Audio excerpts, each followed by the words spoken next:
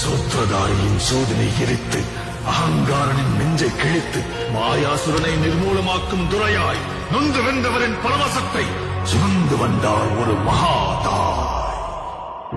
கருவினில் என்னை சுமந்து தெருவினில் நீ நடந்தால் தேரினில் ஊர்வலமே அம்மா. ஜோதியாய் ஒரு பெண் எரிமலை ஒன்றை பெற்றெடுத்தார்.